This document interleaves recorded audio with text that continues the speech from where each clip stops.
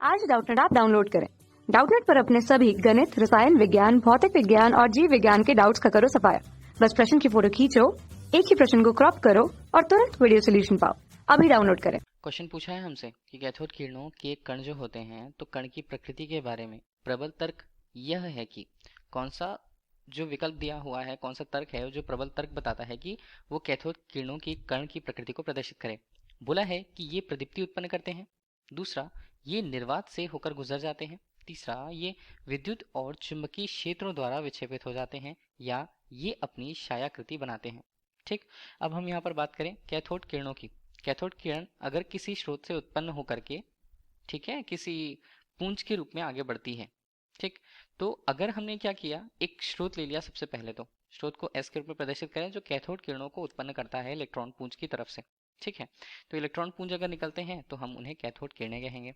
ठीक है, यहाँ पर इलेक्ट्रॉन पुंज जो होते हैं तो इलेक्ट्रॉन पुंज है, मतलब देखिए अगर हम इस पे देखें तो ये ऋणात्मक आवेश मतलब ऋण आवेशित कण होते हैं। ठीक, अगर ये विद्युत क्षेत्र और यहाँ पर चुंबकीय क्षेत्र द्वारा, जैसे विद्युत क्षेत्र को हमने कुछ इस तरह लगा दिया कि दो प्लेट हमने बना दी है। ठीक है, ये कुछ इस तरह से दो प्लेट हैं। विद्युत क्षेत्र है मतलब एक प्लेट को हमने धनावेशित कर दिया है, एक प्लेट को ऋणावेशित कर दिया है।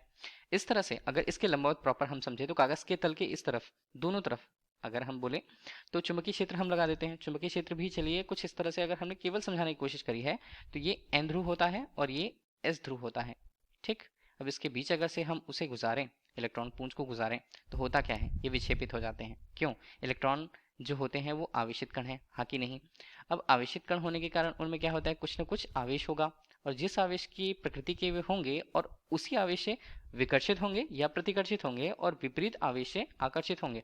इलेक्ट्रॉन जो होते हैं ऋण आवेशित की तरफ, एक तरह से हम कहें तो ऋण आवेश की तरफ से प्रतिकर्षित होते हैं और धनावेश की तरफ जाने लगते हैं, या उसकी तरफ से अपनी पुंज की पथ की स्थिति को प्रदर्शित करते हैं।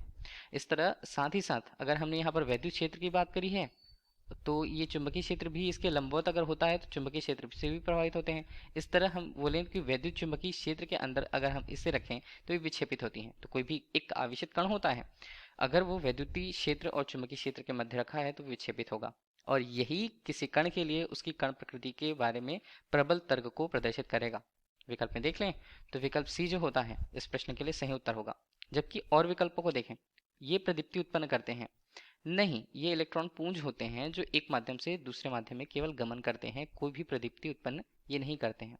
ठीक है, ऊष्मा का अगर ये स्थानांतरण करते विकिरण के रूप में तो हम उनसे प्रदीप्ति उत्पन्न करने वाला एक कण कह सकते थे, तो हमारे लिए विकल्प ए गलत है। निर्वात से होकर गुजर जाते हैं, तो यहाँ पर इलेक्ट्रॉन जो होते हैं वो उन्हें माध्यम की आवश्यकता होती है एक स्थान से दूसरे स्थान जाने के लिए, निर्वात में वे नहीं चल सकते। डी ऑप्शन दिया है, ये अपनी छायाकृति बनाते हैं। अगर ये तरंग की प्रकृति प्रदर्शित करते ऐसे स्थान से गुजरते जहां पर अवरोध होता है तो अवरोध की तरफ वे एक तरह से प्रकाश के रूप में अगर हम कह सकते हैं कि वो छायाकृति बनाते, तो देखिए अगर वो तरंग प्रकृति के होते तब ये जो विकल्प दिया हुआ है वो सही हो पाता। तो विकल्प डी भी गलत है हमारे लिए। इस प्रश्न का सही उत्तर विकल्प सी रहेगा। धन्यवाद। कक्षा 6 से 12वीं से लेकर नीट, IIT, JEE वो एडवांस के लेवल तक 1 करोड़ से ज्यादा छात्रों का भरोसा। आज ही डाउनलोड करें डाउटनेट ऐप या व्हाट्सएप करें अपने सारे डाउट्स 8400 400 400 पर।